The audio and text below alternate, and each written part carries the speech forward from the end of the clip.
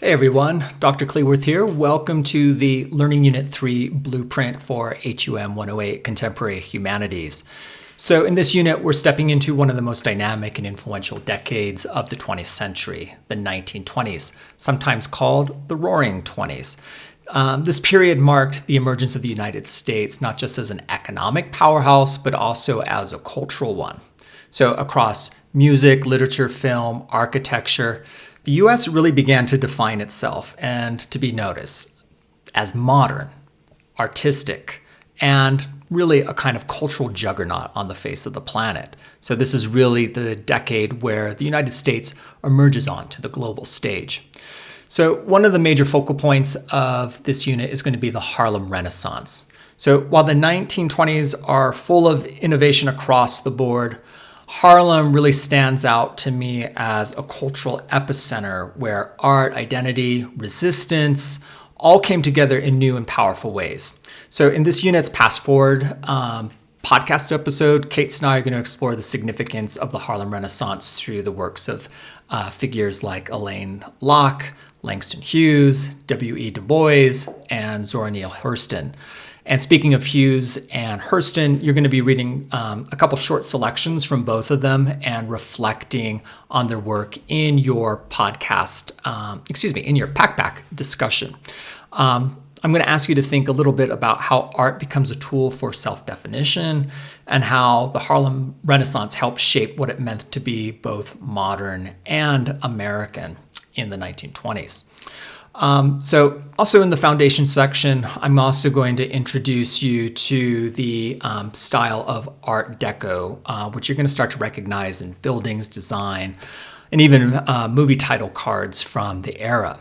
Art Deco embraced the bold, kind of geometric and futuristic elements that were in vogue in the 1920s. And it's a style that captured the optimism and the speed of modern life in the 1920s. And even though it became a little bit out of vogue by the, late 30s, early 40s, we still see Art Deco all around us all the time. So its legacy persists into the 21st century.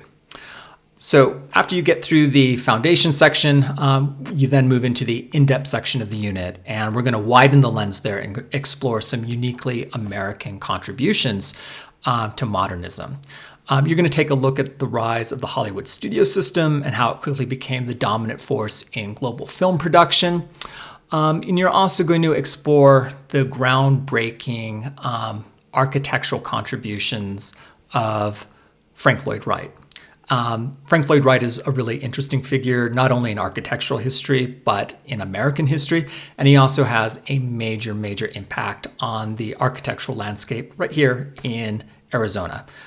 Everywhere you go in the valley, you can bump into one of his buildings. And I'll talk a little bit more about that in kind of the mini blueprint that I provide for the in-depth section of the module. We're going to focus on Wright because he didn't just design buildings. He kind of reconceptualized and imagined new ways of living in space. And he used materials and forms that reflected a deep relationship to the natural world.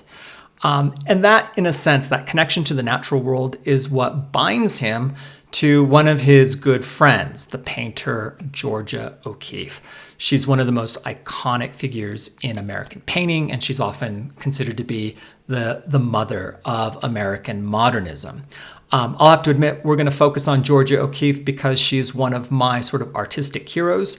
Right now, I am recording this little video from Airbnb just outside of the town of Abiquiu in northern New Mexico. And this is the heart of Georgia O'Keeffe country, where she spent the last 40 years of her life. And I've been spending much of the summer bopping around to many of the sites that inspired her paintings and doing some of my own research. So all of you are going to get to dip into kind of my own intellectual passions a little bit.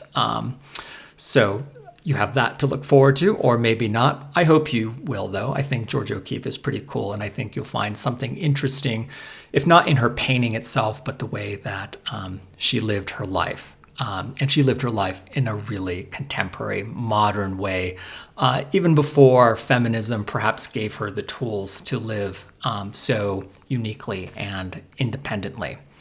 So we will take a look at her work though, and you're going to see how it's straddled kind of the emerging trends in abstraction, personal expression, and of course, what was really important to her, the American landscape.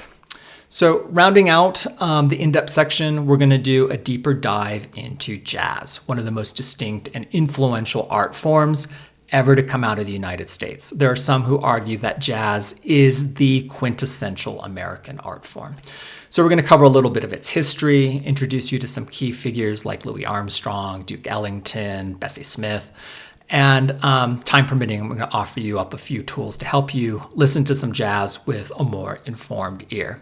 So that's the road ahead for Unit 3.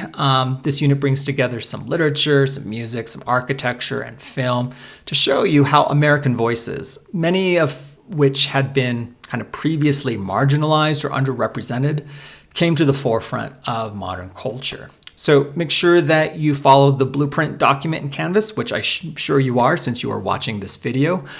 Use the blueprint to stay on track with your readings, your activities, your knowledge checks, and all that good stuff. And as always, stay curious, stay engaged, and I'll see you in the next unit.